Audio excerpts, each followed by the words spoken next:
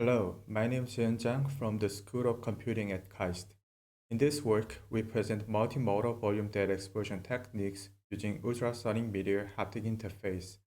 Our AI system generates both visual and haptic feedback during the hologram interaction. This work a research collaboration between KAIST and Ultralab, and this picture shows the presenter and the co-author of this work. The three-dimensional volume data is widely used in the visualization tasks such as medical data observation and measurement. To present internal structures from a 3D volume, we need to use the direct volume rendering in the common visualization application. This visualization can be more powerful in the augmented reality scenarios because the hologram and media interaction gave the immersive and intuitive experience to the users from a variety of viewpoints. However, the occlusion in AR is a challenge topic because the precise depth estimation and segmentation should be implemented. Moreover, the rendered hologram is transparent by the direct volume rendering, so it is hard to perceive the depth of internal structures correctly during the volume expression task. We consider that the tactile feedback can help the users to identify the region of interest, and we choose the media haptic interface to deliver these shapes as a tactile patterns to the user's hand surface. For these regions, we present a multimodal volume expression technique to perceive the boundary of user-defined materials and an IR system to integrate the visual and haptic rendering for real-time application. Recently, the media haptic device and its rendering algorithm are continuously getting attention in the haptics and XR research community because these devices can provide cutaneous feedback without any attached end effectors. In particular, we choose ultrasonic media haptic interfaces because these devices can generate a vibrant tactile sensation through a focal point modulation. Because the 3D volume data has only the scalar information, such as intensity, we need to present a transfer function to define a color material. For example, 1D and 2D transfer functions translate from volume information such as intensity and its gradient to a color. Transfer functions are hard to define the region of interest, which is a material or boundary of internal structure. As the previous approach, we use edge histogram to extract boundaries from a volume data over the upper triangle region. Our GUI helps the user to make ROI by the polygon drawing. After the histogram is defined, each voxel can access this 2D edge histogram texture to define its material information during the volume data exploration. In the pre-processing step, we compute an edge histogram texture and we utilize the texture for data acquisition over the hand surface. For media interaction, we propose a data acquisition method over the hand surface. Our previous paper introduces the real-time point cloud generation from the virtual hand surface.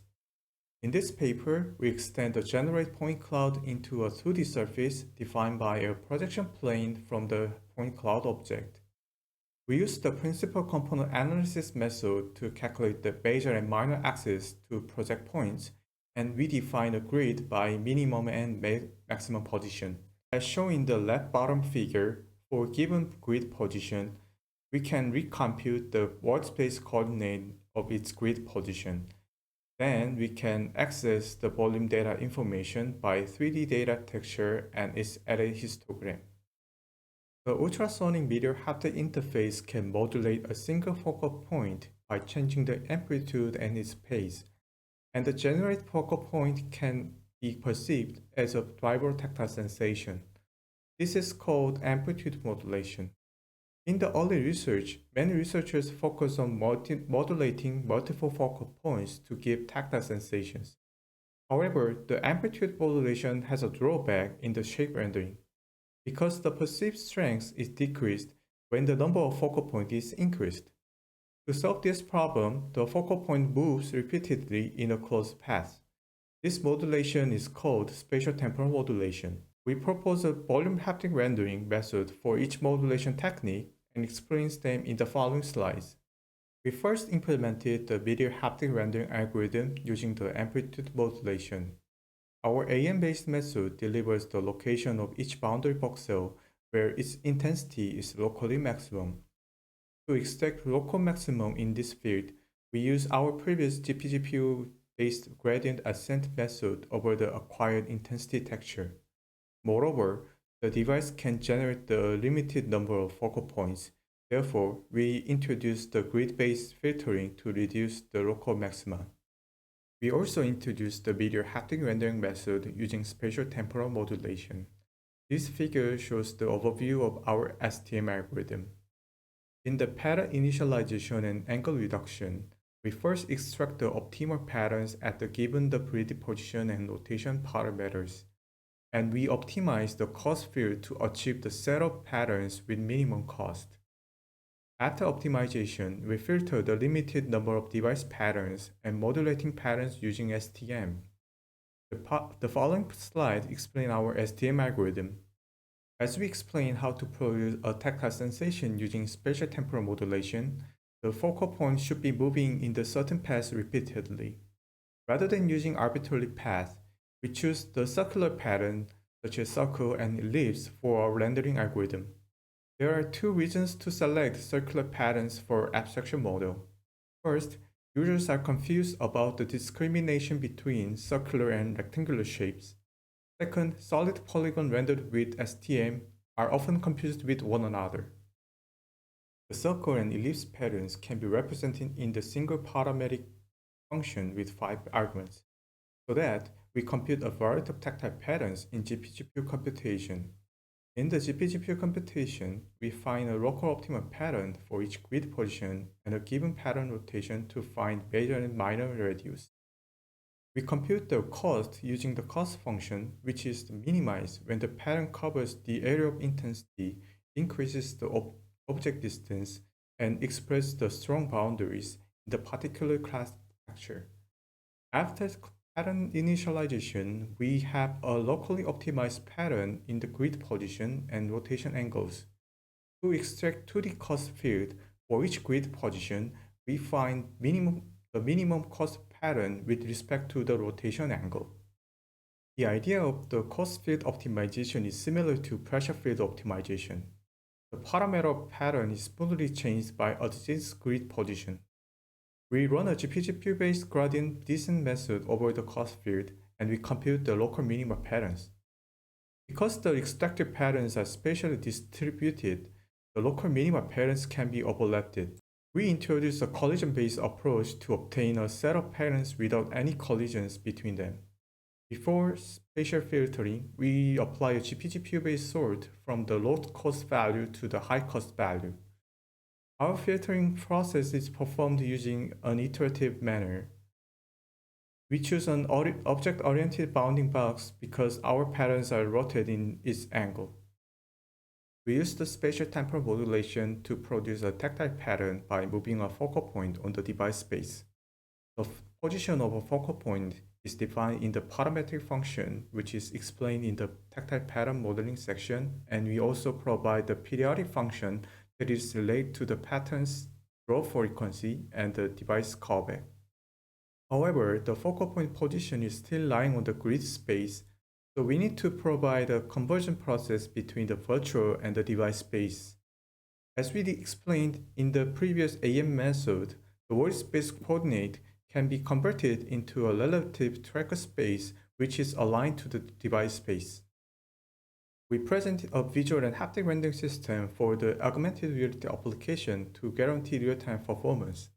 After the user defines or loads the material information in the LH histogram editor, 2D LH histogram texture is used in the both visual and haptic rendering systems.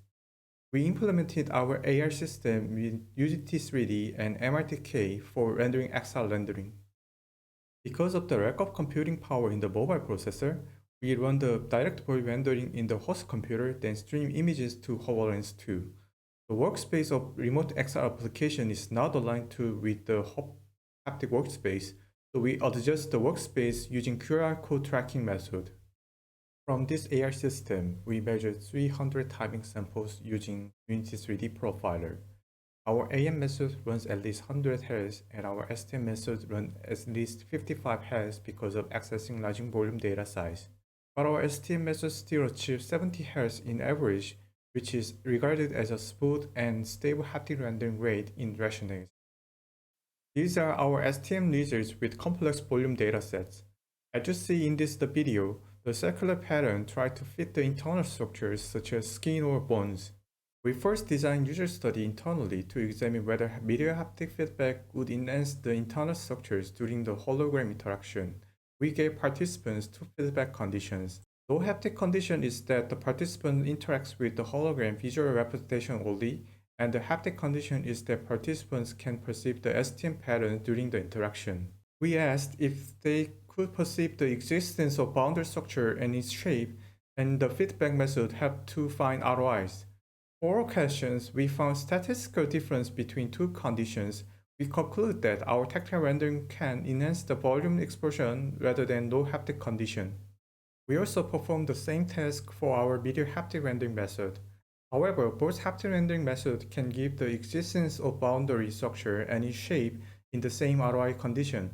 If the volume data has multiple ROIs, STM method can perform better shape discrimination rather than AM method. The accuracy of discrimination also shows that STM method is better than AM method. This is questionnaire and the result of our user study. In this work, we present the multimodal volume data explosion technique for augmented reality application using ultrasonic medial haptic interfaces. We introduced two medial haptic rendering methods called VH-VIS AM method and VH-VI STM method, and evaluates the exploration performance such as locating and shape causation in single ROI and examine shape discrimination in multiple ROIs. Thank you for listening for our presentation.